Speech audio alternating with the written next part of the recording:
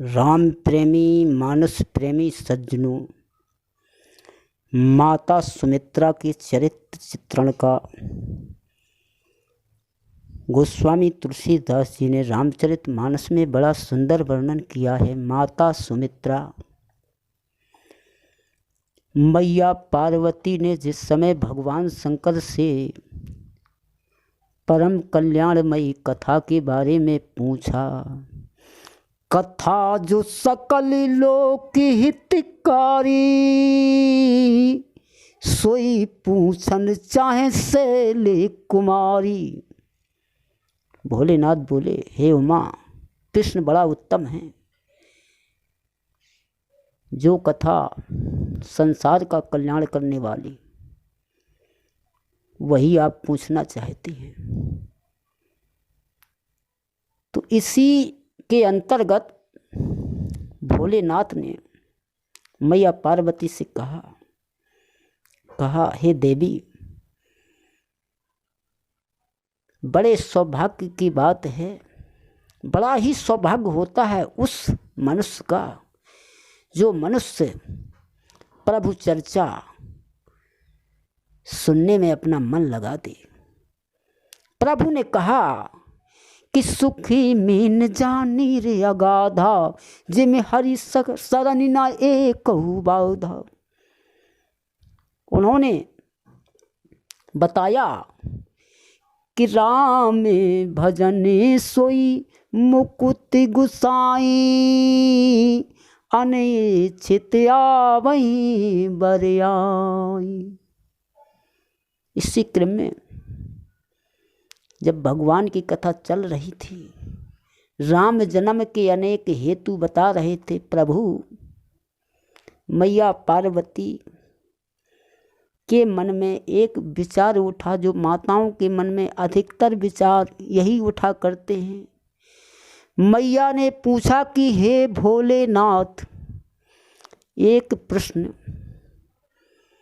विनती करके पूछ रही हूँ।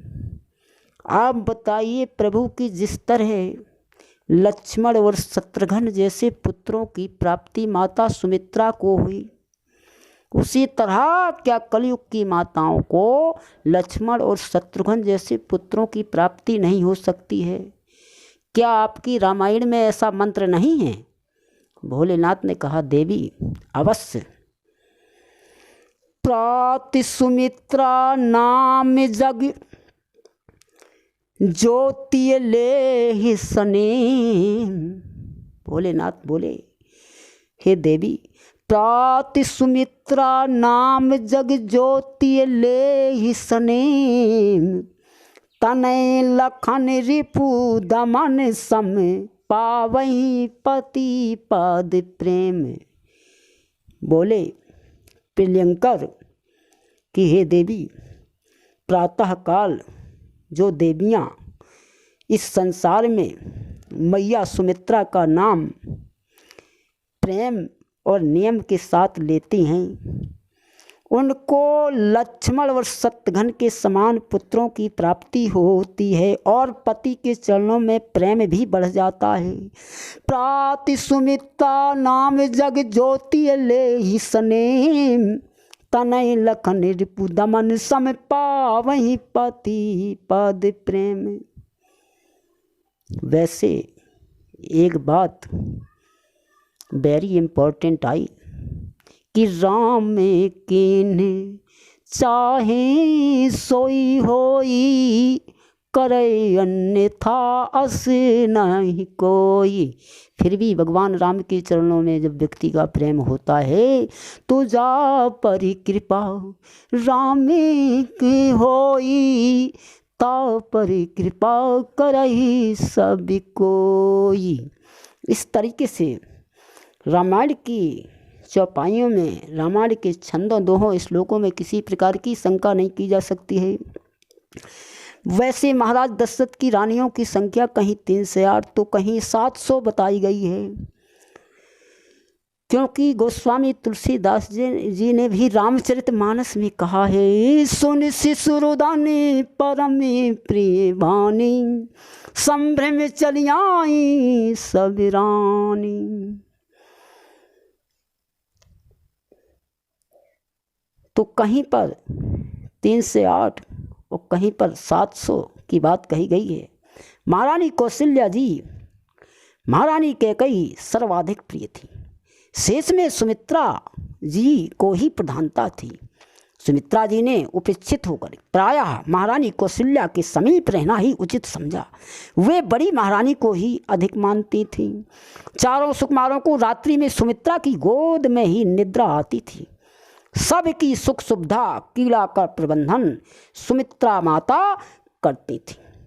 गीतावली में कहा, राम रात्रि में जागकर रोने लगते। कौशल्या उसी समय सुमित्रा जी के भवन में जाकर कहती, सुमित्रा अपने राम को लो।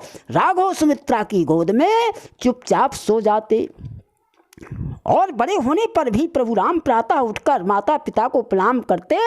नित्य उन्हें पूछना पड़ता कि मंझली माता कहाँ हैं, क्योंकि राज सदन का समस्त प्रबंध, निरीक्षण, दास दासियों की नियुक्ति, पूजा दान करने के लिए सामग्री प्रस्तुत करना, अतिथियों को आमंत्रण दिया गया या नहीं, दैनिक एवं नैमित्तिक उत्सवों, प्रजा आदि की व्यवस्था करना, सब सुमित्रा जी ने अपने ऊपर ले लिया था। पिता से वनवास की आज्ञा पाकर श्री राम ने माता कौशल्या से तो आज्ञा ली, परंतु सुमित्रा जी के समीप वे नहीं गए। वहाँ उन्होंने केवल लक्ष्मण को भेज दिया। लक्ष्मण और शत्रुघ्न दोनों माता के परम आज्ञाकारी थे। यदि न्याय पक्ष को लेकर वे तेजस्वी अड़ जाएं तो क्या होगा? इस प्रकार की असमंजसमयी स्थिति से बचने के लिए ही श्री रघुनाथ जी सुमित्रा जी से आज्ञा लेने नहीं गए। राम कीन चाहे सोई होई, करई अन्यथा असे नहीं कोई। आज्ञा लेने के लिए पहुँचे तो ताते तुम्हारी माते बैदेही, पिता राम सब भांति सनेही। अवधि तहाँ जहाँ राम निवासु, तहाँ दिवस जहाँ भानु प्रकाशु। जो पैसे राम बन जाही, अवधि तुम्हारे काज का छुनाही। मैया ने बहुत कुछ कहा। पुत्रवती जुवती जग सोई, सकल सुकृत कर बड़े फल येहू। राम से पद सहज सनेहू, सकल प्रकार विकार विहाई। मन कृम बचन करे शिवकाई, जे न राम बन सहे कलेसु। सुत सोए करे इहे उपदेशु। मैया की प्यार भरी भावना, प्यार भरे वचनों को, स्नेहमयी ममतामयी मैया माता सुमित्रा ने पुत्र को केवल आज्ञा ही नहीं दी, पुत्रवती जुवती आदि से उन्होंने नारी जीवन की सफलता भी बतलाई। एक समय लक्ष्मण आहत हो जाते हैं, घायल हो जाते हैं। वीरघात ने शक्ति का प्रहार लक्ष्मण पर मेघनाद कर देता है। लक्ष्मण आहत होकर मूर्छित हो गए हैं। यह समाचार धौलागिर लेकर जाते हुए हनुमान जी ने भरत जी के बाण से आहत होकर गिरने पर दिया। श्री राम के लिए मेरा पुत्र लड़ता हुआ सम्मुख मैदान में गिरा है, आहा मैं धन्य हो गई। पर दूसरे ही क्षण सोचते हुए, ओह शत्रुओं के मध्य में श्री राम अकेले रह गए हैं। पर तुरंत ही क्या चिंता है, अभी शत्रुघ्न तो है ही। पुत्र को तुरंत आज्ञा दी, तात जाओ कापी संग। परंतु आज्ञा का पालन हुआ, लेकिन महर्षि वशिष्ठ ने जाने से रोक दिया।